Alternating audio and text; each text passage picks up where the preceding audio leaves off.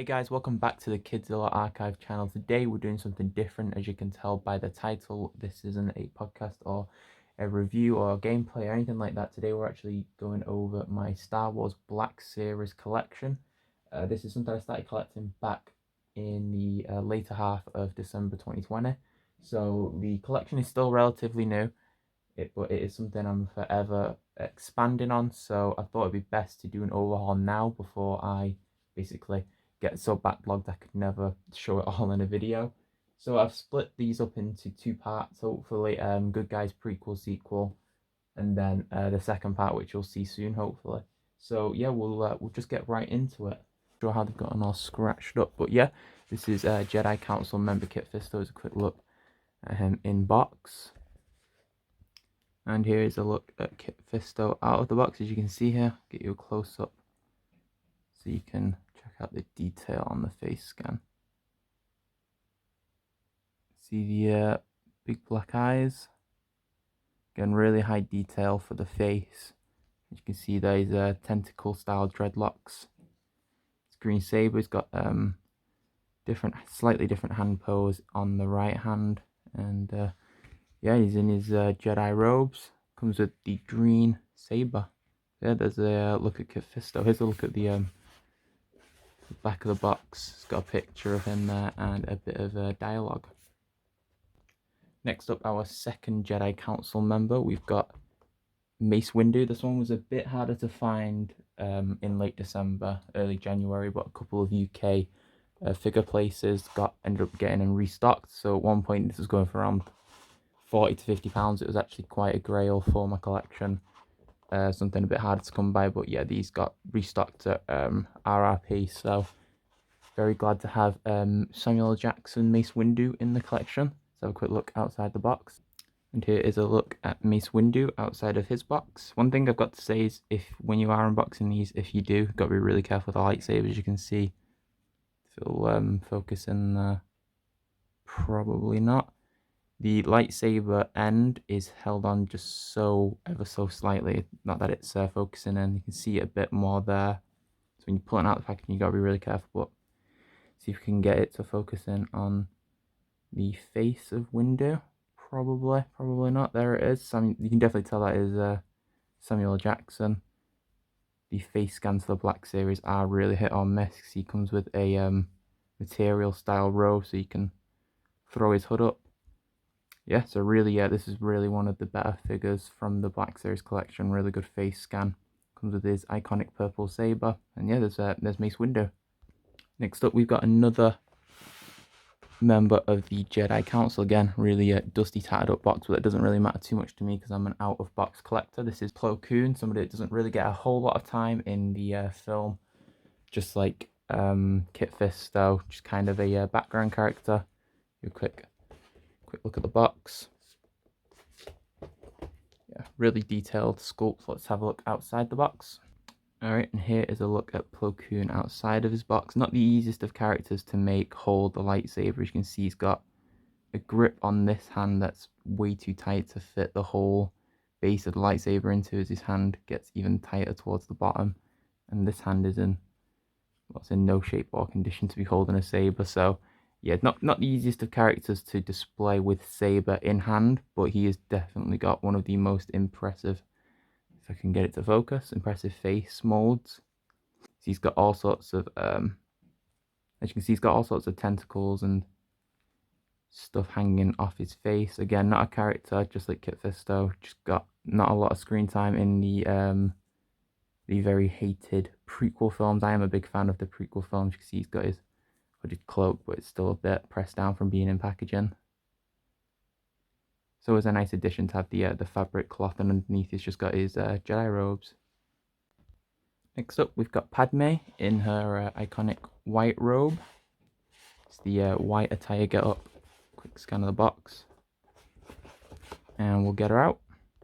And here's a look at Padme outside of the box. As you can see, she comes with a tiny blaster here, and there is a place for it on her belt.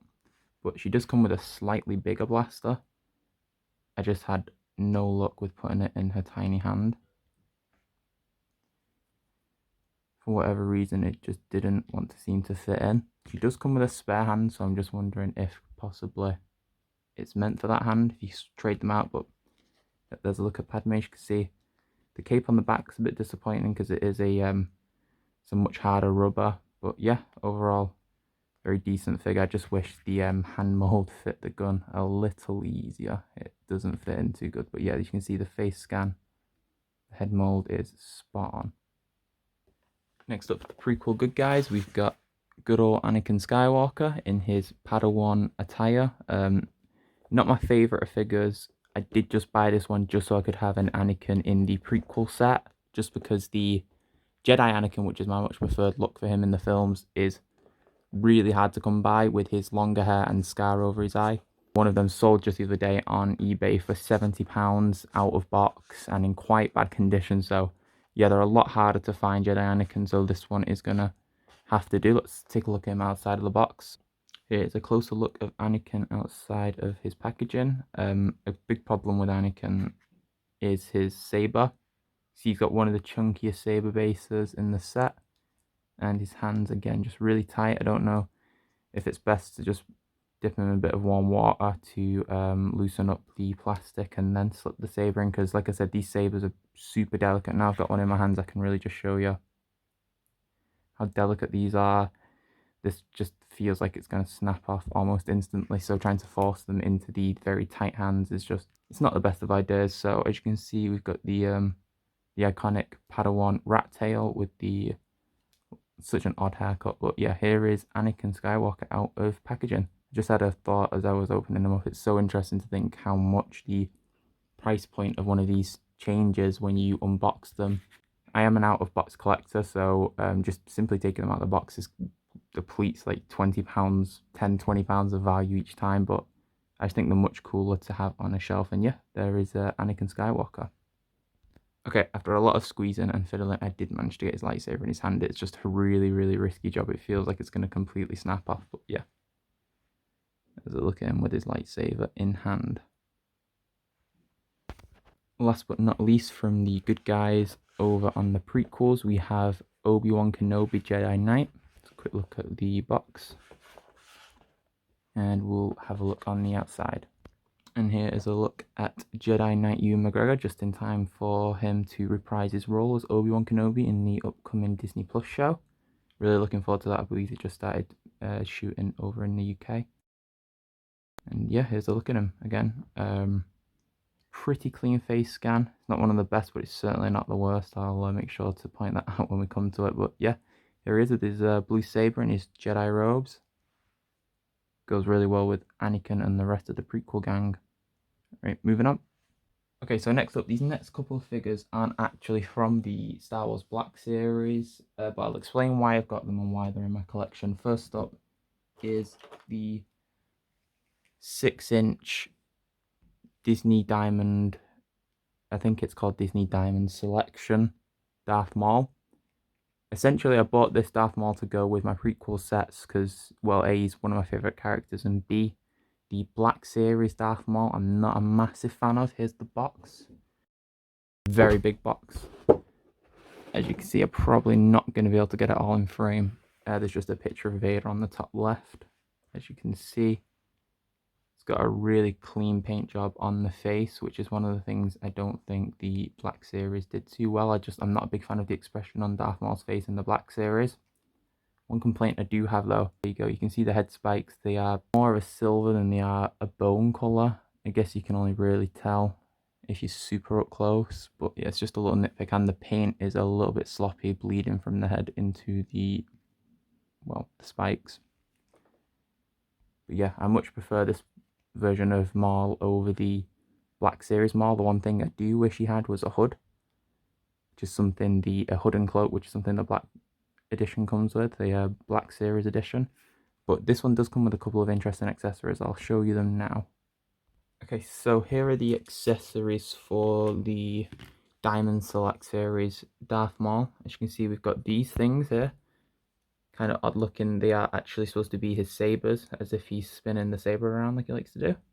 We've also got two different types of hands. We've got an open grip hand, which I already have one on my Maul, kind of a force grip sort of hand. and a completely closed fist.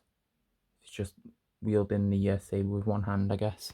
And then this piece, which is interesting, this is supposed to be like a green saber hitting his saber, like when he's fighting Qui-Gon in the Phantom Menace film. I'll show you how they look now on the saber.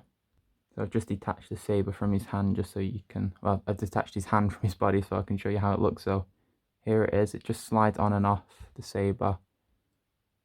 You can see it makes a effect as if you've got two figures. You've got a Qui-Gon figure. If you've been lucky enough to find one in the Black Series, another quite hard to come by, you can make them have a saber duel, and it looks like they're hitting off each other. And here is the saber with both spinning pieces attached. Kind of looks a bit like a scythe, but there you go. It's supposed to be as if he's spinning the saber around. I mean, I guess it'd look cool if you do photography with your figures or if you're doing them in an action pose, but yeah, I just stick to the regular saber. Okay, so there you go. There is the Diamond Select Edition Darth Maul. I do prefer this quite a bit more over the Black Series figure, and yeah, there he is. He stands quite well with the rest of this 6-inch series, Black Series, so can't complain. Next up, we do have another Darth Maul. This time it's the, I believe these are 3.5 inches, I think. More of the classic smaller figures. I bought this because at the time I didn't have a Darth Maul at all, and he's my favourite character from the Star Wars universe. So I just wanted to have something of him. Now, like I said, I'm not much of an in-package collector, and this is the old school type of figure. So I probably will be trying to get rid of this, as I don't really, it kind of just looks out of place. Not one to be taking bubble figures off the back card, because I know people really like to collect them. However, this one has been damaged when I bought it. The shop I got it from had a sticker on it, and I did try my best to peel it off gently. I have got another figure like this I'll be showing you next, and I did manage to get the price off it, but this one ripped the backing card quite a bit and ripped the end of the Kenner off, so not sure how much this is going to go for now. Mint on card, might even be worth opening. As you can see, this one does come with a hood. It's got the unlit sabers, the fully lit sabers in 2 halves so you can build it, and the binoculars. And it does come with a cool cloak. You can see there's a really cool snarling face expression on Maul there. And the final figure for today's video, we have got the, I know I said I was only doing prequels in this video, but I just thought I'd fit him in here because just why not? He's not a Black Series figure. He's the 40th anniversary edition. Again, it's a huge figure. I can't even get it all in frame. It's so big. There we go. It's the 40th anniversary edition. There we go, with the Empire Strikes Back Darth Vader. Again, got this Darth Vader for the exact same reason. I got the Darth Maul. Take the Maul box off now. There we go. I didn't have a Darth Vader for my collection. I couldn't find a Black Series Darth Vader for the longest time. I actually just recently bought one, so I can sell this on. As you can see, the box is in perfect condition. Here's a look at the back of this box. I don't think I showed the back of the Maul box, but oh well, here you go. It's quite a cool Vader up close. Again, this is 6 inches, so I thought, you know, I thought I could open it, but I can't bring myself to open it, knowing that somewhere somebody probably would rather keep it in packaging to preserve it. There you go. It's a nice close-up of his saber. Yeah, so this is pretty much like the Black Series one I've got, other than the Black Series one, his cape goes over the top of his shoulder guards, but yeah, that's it. Probably will be getting rid of him when my Black Series Vader comes in. Alright, and there you have it. Those are the good guys from the prequel. This is my good guy prequel collection. Again, if I get any more good guys from the prequels, I'll just update it in other random videos. I just thought, well, I had these 6 here, might as well show them off in a collection. Hopefully will be a part 2 as soon as possible. That should be the good guys from the original trilogy, and yeah, we'll go from there. This is a bit of a different style of content, something I'm not really used to doing, but it is something I really enjoy doing, collecting and showing off the figures. So if this is something you like, leave a like on the video, let me know, and yeah, I'll catch you in the next one. Cheers for watching.